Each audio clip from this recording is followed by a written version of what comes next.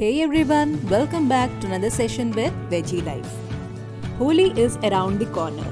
So today I'm going to show you how to make Holi colors at home, which are not only skin friendly but will also wash away easily. To begin with, I have taken bowls and added water to fill up each one of them. Now in these bowls, we shall add food color. The food color I have used is in a powder form and it is easily available in your local kirana and grocery stores. It is available in yellow, orange, red and green color. So now for the next step, I'll be adding corn flour into each bowl. We have to continue adding corn flour until the consistency becomes very difficult for you to move the spoon around. In the video you can see I'm trying to poke the spoon inside, but with great difficulty it is going in.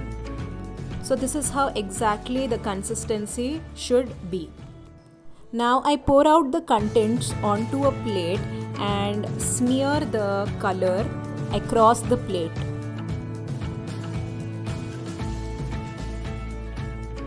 Once done, spread it out evenly to distribute all of the color. I have taken the color and left it outside for it to dry.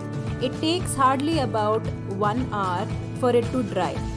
Once the water has evaporated, the corn flour will start to form cracks. From there on, you can take a knife or a spoon and cut it into pieces. In the next bowl, I have taken bright green color. Observe how difficult it is for me to move around the spoon. I have left this green color to dry in the sun for about an hour, and in an hour's time it has become so dry that I can simply take a spoon and cut it through and easily make a powder with my fingers itself. Repeat the process with the rest of the colors. And within no time you will have your Holi colors ready to play with. The best part about making these colors is that they do not linger onto your skin after having played with them. And since we've used food color, it is skin friendly option.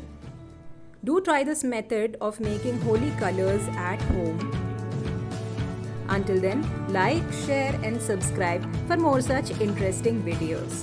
Happy Holi! Bye!